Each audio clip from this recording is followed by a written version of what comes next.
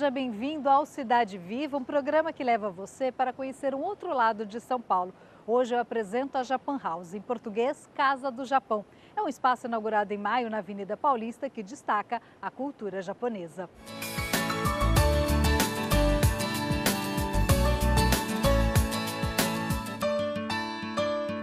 A Japan House foi criada pelo governo japonês, a Ângela é a presidente. Ângela, por que o governo japonês quis criar uma Japan House, uma casa japonesa? É para mostrar o Japão atual, porque todos nós aqui no Brasil, não só como no Brasil, em qualquer parte do mundo, conhece o Japão pela comida, sushi, sashimi, sabe-se que existe tecnologia avançada, mas nunca foi divulgado o Japão contemporâneo. Essa é a razão de Japão ter escolhido alguns países, ou seja, acredito que vai ser em 5 continentes, mas para mostrar o Japão contemporâneo. Japão contemporâneo que existe a tradição e é contemporâneo e sempre continua inovando. Então essa é uma das razões. Além de São Paulo, Los Angeles, nos Estados Unidos, e Londres, na Inglaterra, vão abrigar a Japan House. E por que São Paulo? Primeiro, São Paulo é o epicentro cultural econômico, não só do Brasil, mas também de toda a América do Sul.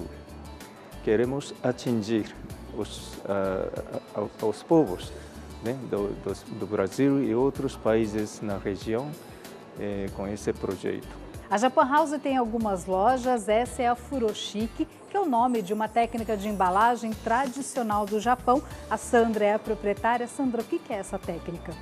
Furoshiki é uma técnica milenar tradicional do Japão, onde através da técnica Furoshiki, que são de amarrações, você pode transformar um tecido quadrado, sempre quadrado, numa embalagem para o nosso bentô, que é a marmita, numa embalagem para um vinho como presente, um segundo presente. A pessoa carrega aqui. E um meio de transporte também. Com o mesmo tecido quadrado, diversos tamanhos, você pode transformar numa bolsa em 15 segundos apenas, usando também um acessório para dar um fechamento e um estilo para a bolsa. E vocês colocam presente aqui, por exemplo, numa bolsa, o que a gente pode colocar aqui dentro para presentear? Você pode também colocar um perfume, pode colocar um doce, já se transforma em 2 presentes. E ela pode usar também, a pessoa também pode usar como uma bolsa de festa, uma bolsa casual. E a pessoa, por exemplo, ela não quer usar essa embalagem como bolsa, ela pode fazer um lenço, tirar a madeira? Esse também é um furoshiki. Todos os tecidos quadrados nós consideramos como um furoshiki. E usando a técnica, você pode fazer a bolsa, você pode usar como um adorno, um acessório, pode fazer uma embalagem. Tem o furoshiki também na decoração. Você pode colocar num quadro, dependendo do tema, do tecido, da homenagem que ele foi feito. Como, por exemplo, este furoshiki, ele tem uma história muito significativa para o japonês. Essa família Shigeyama, ela está na 13ª geração fazendo teatro no Japão. Kyogen, que é uma comédia muito tradicional. Então foram passadas 2 estampas dos kimonos que eles usam no teatro para o tecido, e esse tecido ele tem um brilho, isso significa prosperidade, que a gente pode colocar num quadro, no centro do sofá, sempre centralizado para atrair prosperidade. Então é uma obra de arte, né? É uma obra de arte, considerada uma obra de arte. Agora, qual o valor dessas embalagens? Os tecidos, eles a partir de R$80 a R$1.000. E qual a diferença do valor? O que faz o valor? A estampa, o tecido, nós temos de algodão, temos poliéster, temos misto, temos a importância da estampa numa história. A primeira visão histórica que a gente tem do furoshiki há 1.300 anos, por isso ele é milenar, quando o imperador ele ia se banhar, furou, o furou, o é para ficar mais polido, mas a palavra é furou. Furou é banho. E shiki é estender, é abrir um tecido. Quando ele ia se banhar, tinha um tecido estendido no chão, onde ele tirava as vestimentas e todos os pertences do imperador eram armazenados em tecido. Como um zelo, um cuidado. Pela época também não tínhamos armário, digamos, né? E numa visão mais recente, os japoneses eles têm os banhos públicos, onde também há 400 anos atrás também não tinha os armários, então nos banhos públicos cada um embalava os seus pertences num tecido quadrado de furoshiki.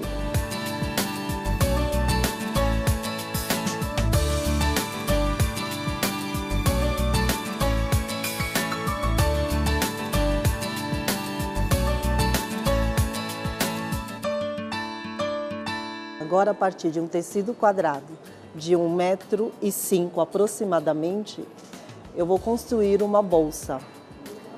De um tecido quadrado, eu vou usar um acessório para ele só dar uma estrutura e para ficar com mais estilo essa bolsa. Então, nesses 4 furos, eu vou passar as 4 pontas do tecido. Você regula a altura da alça, daqui vai sair uma alça.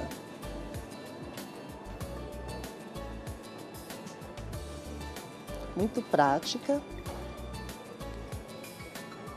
e rápida. Por ele ser um tecido dupla face, você pode mostrar o avesso, que seria de uma outra cor, que fica também muito bonita. Quanto mais você puxar, menor vai ficar essa bolsa embaixo. Então você pode puxar, unir essas 2 pontas. Aqui já entrou a técnica de um nó.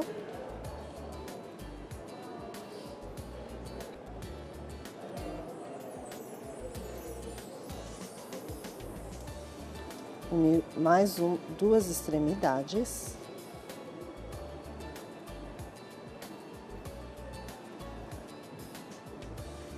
Você já tem uma bolsa.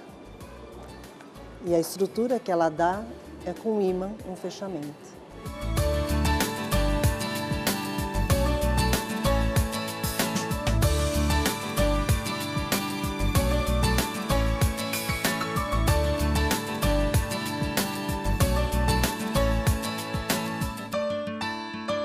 Essa casa foi decorada e foi arquitetado pelo Kengo Kuma, que ele é renomado arquiteto a nível internacional.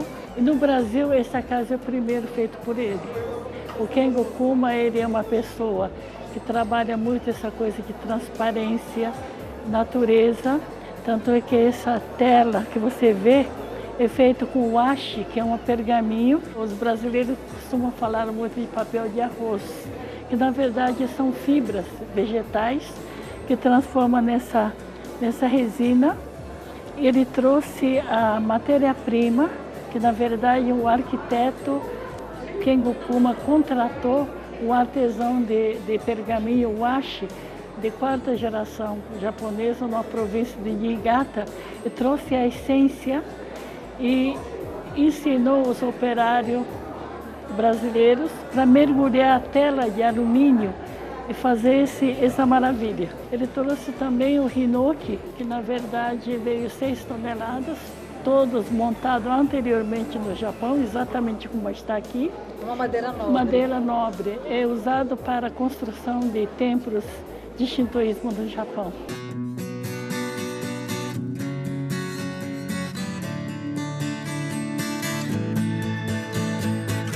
Agora eu estou na loja Japamado, que significa janela. Jorge, que mensagem você quis passar com esse nome, Japamado? São janelas para mostrar o Japão, as províncias do Japão, as estações do ano. Então a gente pretende trazer coisas de várias províncias do Japão, né? No exemplo de sake que nós temos aqui, pretendemos trazer sake de cada província do Japão para poder apresentar para o público brasileiro. Qual a variedade de sake que vocês têm aqui? Então, temos sake de Hokkaido, tem sake de Niigata, né? Trouxemos alguns sakes de Kyoto também, né? Esses aqui são uns exemplos de sakes premium, que são de Umai Dai Ginjo, né? Feito só de arroz e com polimento, alto polimento do grão de arroz. São sakes mais nobres? São mais nobres. No Japão vocês usam como? Em que cerimônias? para consumir junto com num evento, pode ser num jantar, né? Agora, você falou várias províncias, né? Tem diferença de saquê entre uma província e outra? Tem, assim como, né, temos aqui no vinho, no caso de vinho, então tem diferença do arroz, a água que é utilizada, então cada província tem a sua particularidade. Então é melhor experimentar, cada um experimentar e tirar as conclusões. Eventualmente vamos fazer degustações para a pessoa sentir, porque muita gente não conhece o sabor do saquê, então acha que às vezes é muito forte, mas não é. Só é um pouco mais forte que um vinho, por exemplo. E geralmente é suave, né? Tem alguns que são secos, né? Mas é super suave, fácil de tomar. As garrafas de saquê com safras mais nobres chegam a custar R$ 850. Além da bebida, há utensílios de bambu e de hinoki, a madeira nobre do Japão. A Japão Amador também vai vender alguns alimentos, o Jorge vai explicar. Jorge, o que é isso aqui? Isso aqui é um monacá suco. Monacá é essa casquinha de fora aqui que é feita de arroz, tipo mochigomê. E dentro tem o ingrediente da sopa desidratada. Então isso aqui, como que a gente se prepara? Quebra esse monacá na tigela, acrescenta água quente, aí está pronto para consumir. E aí temos de cogumelo, verduras, espinafre e vamos ter de outros tipos também, de camarão, de ovos. Vários sabores, né? Vários sabores. E isso aqui o que é? Isso aqui é um preparo para misturar no arroz branco. Isso aqui no caso é de gengibre e cogumelos. É só misturar no arroz quente, misturar e está pronto, um tipo de risoto de legumes. Agora eu fiquei curiosa com isso aqui, Jorge. Tem camarão aqui dentro? O que é isso? Isso aqui é camarão seco, algas tipo wakame, alga tipo kombu. É ingrediente para colocar na sopa. Quando você coloca um pouquinho na sopa, ele hidrata e é um ingrediente para misoshiro, outro tipo de sopa. Agora, essas embalagens, assim, esses produtos, eles são saudáveis? São saudáveis. Sem aditivo químico, sem conservante.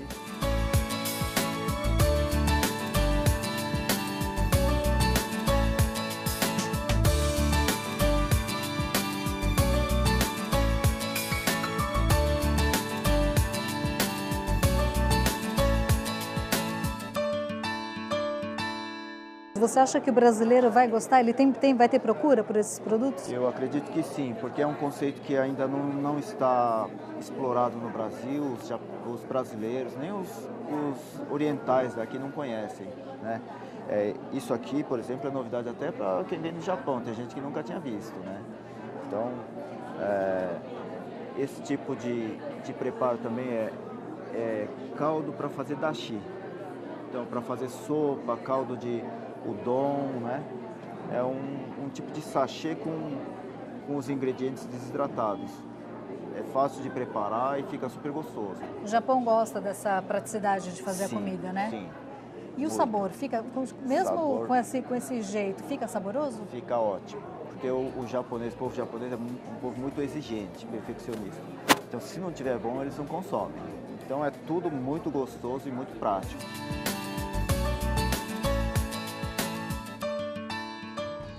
A Japan House também tem uma biblioteca, são 1.900 livros. Que tipo de livro tem aqui?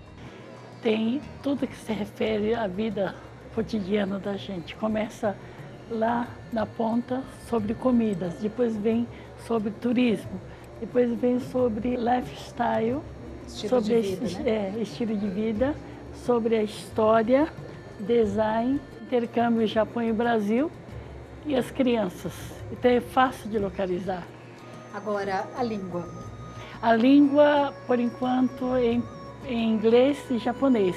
Tem alguns livros que já está traduzindo em português, mas no futuro muito próximo nós vamos trazer mais livros. Eu acredito que deve ter selecionado umas 200 livros já traduzidos em português. Qualquer pessoa pode pegar um livro, ler aqui, como é que funciona? Qualquer pessoa pode chegar aqui, pegar, escolher e ficar o tempo que quiser.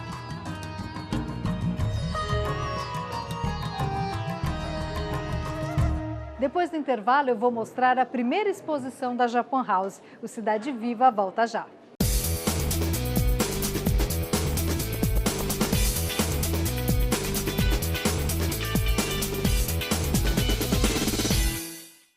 E o Cidade Viva está de volta hoje mostrando a Japan House, a Casa do Japão em São Paulo. E o passeio agora é por uma exposição de bambu.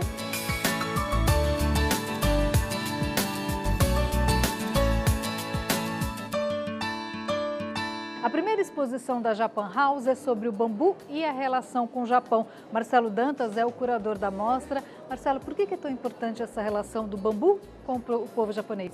Eu costumo dizer que o bambu é uma espécie de ingrediente secreto da cultura japonesa. Ele é um protagonista silencioso, ele está em todos os lugares, ele se manifesta na gastronomia, na cerimônia do chá, na arquitetura, na vida agrícola, nos rituais, nas artes marciais, na música, no design, ele está por todo lado, só que ele nunca é o centro da atenção. Ele sempre está ali como um suporte, como uma coisa. O bambu, que nem uma árvore o bambu é uma gramínea, né? É uma coisa que é usada no Japão desde o período pré-histórico e existem mais de 5.000 usos catalogados para ele.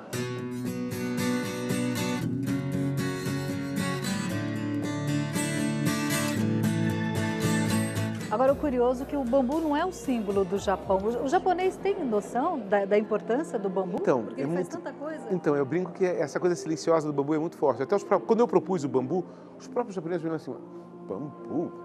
Né? Por que bambu? E aí foi um pouco caindo a ficha para eles também. É lógico que eles sabem da importância, mas eles não juntam esses fatos. Isso foi uma coisa que foi muito uma coisa minha, de olhar. Tá vendo isso aqui na arquitetura? É bambu, mas tá vendo aquilo na cerimônia do chá? Também é o bambu. No prato, né? Tá vendo isso aqui que você vai comer? Também é o bambu. Essas coisas todas estão onipresentes. Por quê? O que está relacionando todas essas coisas? Porque no Japão as pessoas são muito focadas nas suas áreas, né? Você não presta atenção que uma coisa pode estar contaminando a outra. E que na realidade, nas artes marciais tem uma coisa essencial ligada ao bambu. E que as pessoas não estão juntando isso com o negócio da gastronomia. Precisou de um olho externo para mostrar para os próprios japoneses o quanto essa coisa é icônica para o Japão, o quanto ele está presente. E de fato está. O Japão nunca adotou o bambu como símbolo, não é que nem o maple para o Canadá, não é que nem a águia para os Estados Unidos, ou o urso para a Rússia. Não é esse símbolo, mas ele está, sim, onipresente, ele está em todo lugar. Quem sabe com a Japan House o japonês passa a enxergar de uma forma diferente. Já, né? Seu objetivo é esse, a relação Brasil-Japão? O objetivo, na realidade, do Japan House é um pouco essa infiltração, essa inoculação de ideias. Um dos charmes da Japan House é que ela é produzida com recursos e com a cultura japonesa, mas o olhar sempre é do lugar que recebe. Ou seja, eles permitem que os países que estão recebendo a Japan House tenham as equipes que, de alguma forma, estão olhando para a cultura japonesa e vendo o que tem na cultura japonesa que, de alguma forma, pode ser interessante para a cultura local. Esse link eu acho que é muito sábio desse projeto.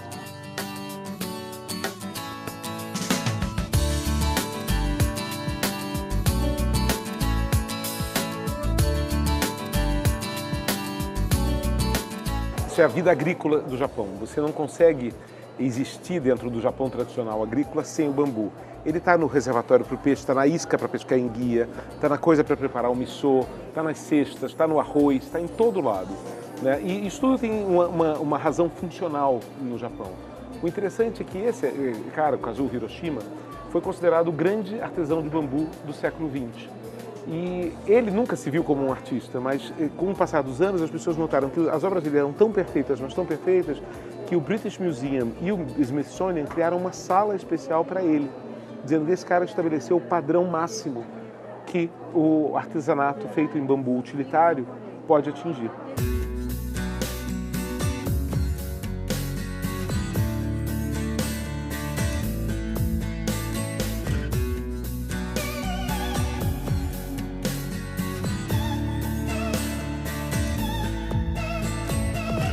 Santos Dumont já tinha feito balões, já tinha voado com balões e precisava queria construir um avião. O conceito do avião estava pronto.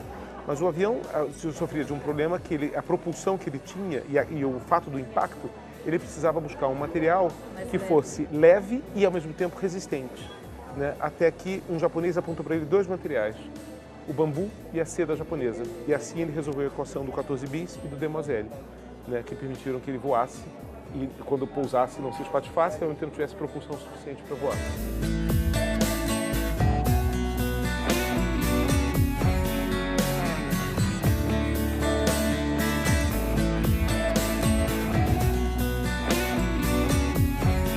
O senhor está olhando aí, curioso, está tentando adivinhar como é que foi feito?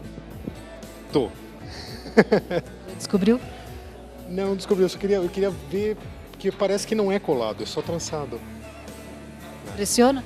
Impressiona pela paciência, que é uma característica do japonês. Eu já fui 2 vezes para o Japão, eu fiquei embasbacado, já faz um tempinho e tal, então eu vim ver essa exposição.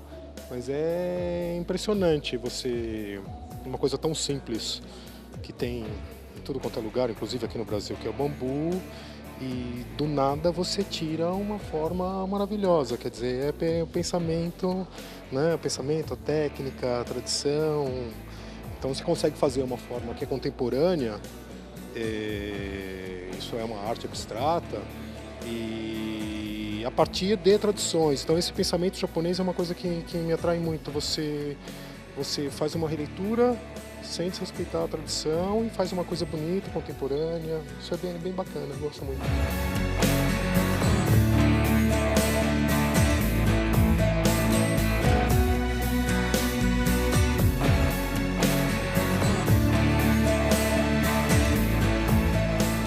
Essa é a floresta de bambu e lá dentro o visitante pode assistir o conto do cortador de bambu. O que é esse conto? Essa é uma das histórias mais antigas do Japão, tem mais de 1000 anos, é um pergaminho, né, que conta a história de uma menina que nasce de dentro de um broto de bambu. Um cortador de bambu encontra essa menina, um bebezinho, né, e leva ela para casa e ela cresce com ele. E ela vem, de certa forma, remudar o mundo. Mas eu também criei aqui uma coisa que é uma arquitetura de bambu, que é uma coisa que existe no Japão, que é você estar dentro de um lugar feito de bambu, e fazer o ritual japonês de chegar numa casa, que é tirar os sapatos e se deitar sobre o tatame. E aí você deita e olha para cima e assiste essa experiência. Quer dizer, esse acomodar que existe na cultura japonesa, de você se nivelar ao nível do chão, sentir aquele cheiro do tatame, né, estar nessa situação horizontal e livre dos seus sapatos e tudo mais, era uma coisa importante, envolvido pelo bambu.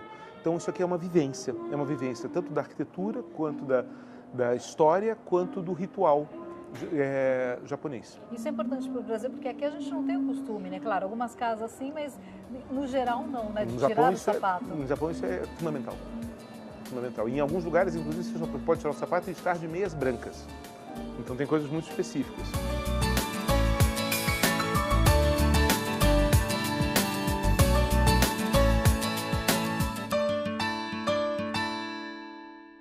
Delícia. Vou fazer na minha casa isso. Pôr uma TV no teto, um tatame e deitar para assistir. O que eu achei interessante, Angela, aqui no ambiente, apesar de estar cheio, é uma coisa, tem a cultura oriental daquela coisa da tranquilidade, a arquitetura me passou isso, uma tranquilidade, uma paz. A intenção é essa mesmo? E eu acredito que não houve intenção, houve naturalmente a arte japonesa que transformou nisso. O que mais me impressionou foi o seguinte: imagine cerca de 2.000 a 3.000 pessoas diárias, fila enorme no final de semana, é um silêncio. Ninguém grita, ninguém fica irritado porque demora. É interessante isso, né? Uma coisa de a pessoa começa naturalmente cultuar uma coisa de tranquilidade, acredito eu. E você esperava esse sucesso? Não, eu esperava que nós íamos vencer, mas não no tamanho que está aqui. Isso me emociona. Eu percebi, dá orgulho, né? Dá orgulho porque, como brasileira, estou muito orgulhosa porque eu tive essa oportunidade de fazer esse trabalho respeitando e trazendo uma cultura da terra natal dos meus pais, dos meus avós, junto com minha terra natal, que é Brasil. Então isso me dá muito orgulho e me emociona muito. O Cidade Cidade Viva fica por aqui. Se você quiser sugerir algum lugar para o programa visitar, escreva para tv@câmara.sp.gov.br. Obrigada pela audiência, até a próxima.